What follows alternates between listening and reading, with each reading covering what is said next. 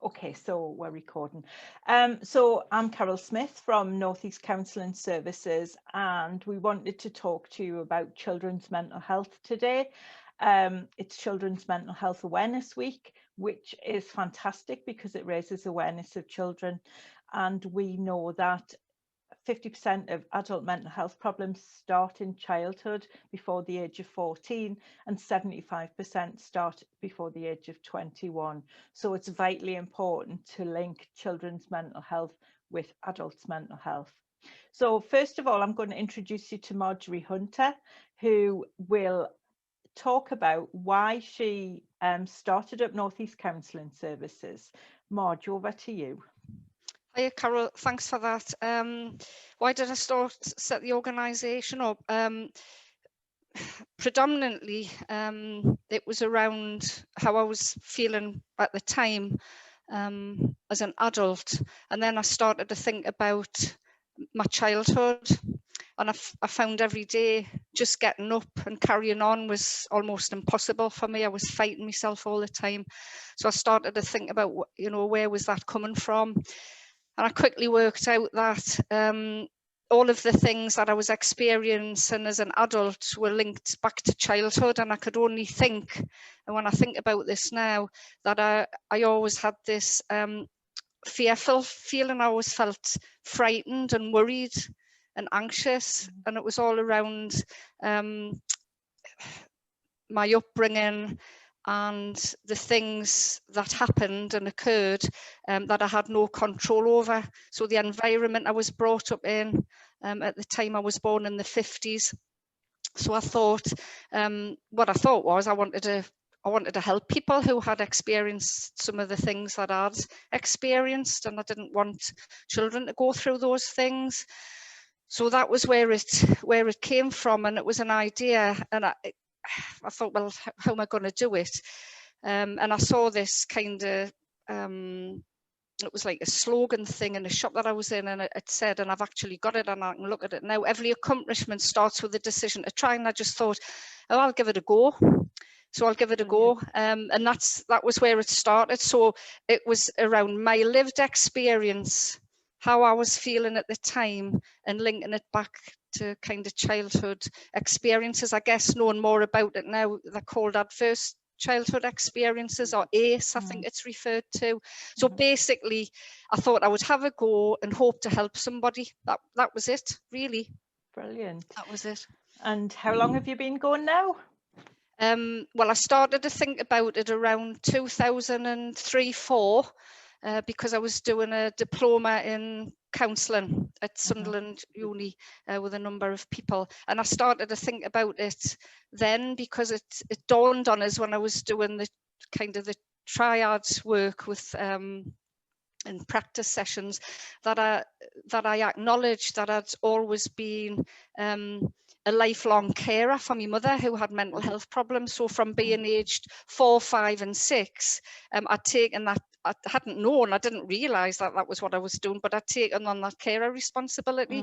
So it was around then that I started to think about, specifically about how to help carers. That was the seeds of it. And I think, as you know, that we did set up for carers, but then obviously extended that remit later on. But around 2004, 2005, and then the seeds began to develop, and I had different conversations and then made links to Gateshead Council, who kindly set the whole thing up.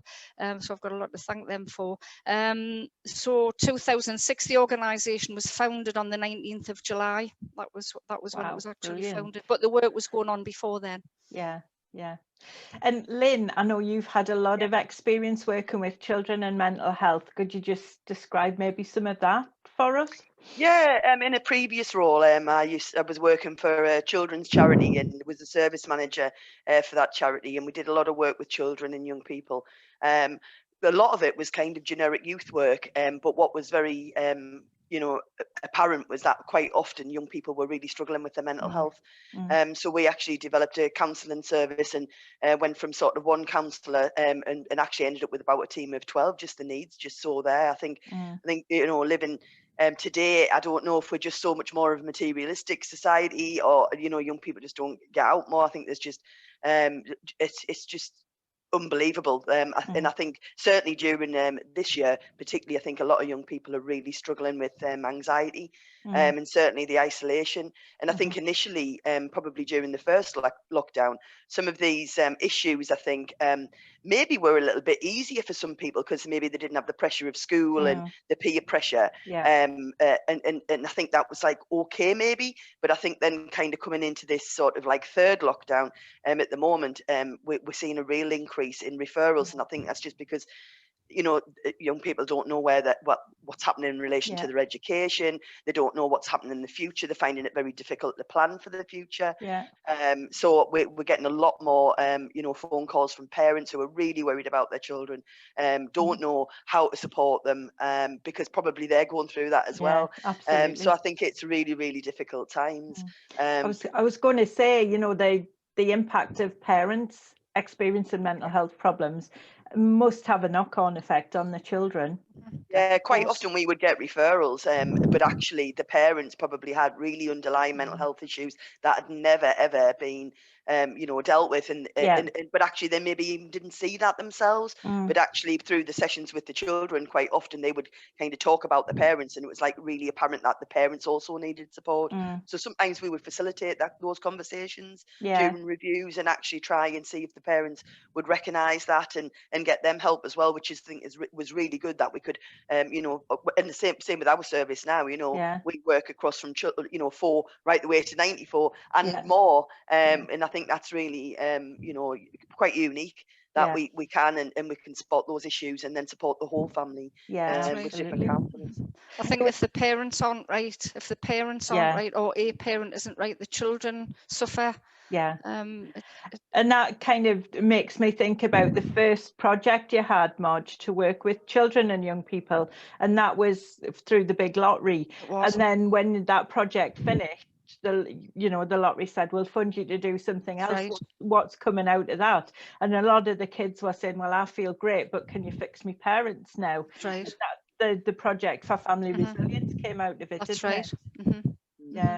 And we worked with lots of families across Gateshead. I think something like the percentages of children who had home issues, it was something like 70% out of the 100%, where they said that there were relationship or kind of home issues. That was prevalent. I think at the minute it's really difficult as well, because I think, you know, with everybody is at home, isn't it? You know, and a lot of families don't have the space to have their own space, so they're all on top of each other. And then I think the pressures of homeschooling as well is huge for parents. You know, a lot of parents even struggle kind of getting things like homework done with the children, never mind whole lessons within a day. And I think, you know, if you've got different ages and then the you know, the stresses around that, and even, you know, I think the government keep like assuming that everybody's got some sort of IT equipment, but if you've got 3 children and you've only got 1 laptop, that doesn't make that any easier either. So I think you know, real difficult times, I think, for families at the moment. It is, and I've started to call COVID the bully, and there's like a COVID deranged syndrome that everybody's experiencing. But I think, as I've said earlier, just carrying on is brave and amazing. Really, when you think about the circumstances that everybody finds themselves in. I think mental health, something you cannot always see it, and I think we can only see the outside of a person, but nearly everything happens inside. You know, I'm looking at you two now, but everything's happening. I can see you, but everything's happening on the inside. And I think it's worth noting as well that quite often we don't even realise what's going on in the inside for us. But our behaviours might change, and so those little signs that come out, you know, like it's our protecting behaviour, isn't it? It is unconscious, and it's worth watching for those little signs. Absolutely. I think if you go back to, we've been operating now for this will be the 15th year. But if you look at the top presenting issues, the top things that our clients come with, if you like, I don't know, because I haven't looked at them for a little while, but I'm wondering whether or not are they any different now with COVID than they were before COVID. So is it still your anxiety, you know, your anxiety, depression, low self-esteem, relationship? Are the clients telling us different things now to what was before? Is it totally different, or is it always going to be Similar? I think probably one of the things that comes through a bit different is probably the isolation and loneliness. I think people, you know, for some people, I think they feel really alone. But I think a lot of the issues are still there, the same, but they're exacerbated as a result of COVID, and makes things feel worse.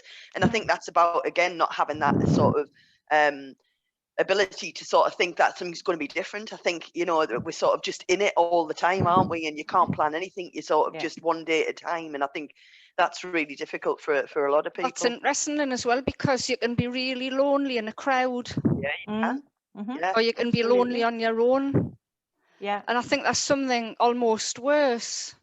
If you're in a crowd and you've got people, but you still feel that loneliness, or it can be described you haven't as got a that connectivity to anybody. Yeah, definitely. And that makes you really feel lonely and isolated. And that's a hard feeling. People describe it as a hole, or something missing, or something empty. Yeah. And it's worthwhile taking time to understand what shape that hole is. Yeah, absolutely. Because you might be filling it with something that's not going to help, you know. Brilliant. Well, thank you so much, ladies. Lynn, have you got any final thoughts on Children's Mental Health Awareness Week?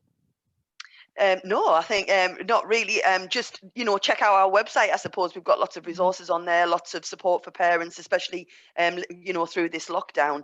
And there is a lot of, you know, self-help things out there as well. But obviously, you know, if you ever need any support from us, we're here. Brilliant. Thank you. Marge, any final Similarly, comments? I'll just concur with Lynn. I think that there's free resource that we can provide. If there's anybody who wants any other resource, if we can provide it free of charge, then that's absolutely fine. Just come to us. But yes, we're here. We're not going anywhere, and we're fully behind everybody who accesses the service. Yeah. Brilliant. Thank you. So thank you to everybody for listening. This is our first Three Wifies conversation, and we look forward to speaking to you again soon. Thank you. Thank you. Bye. Bye-bye.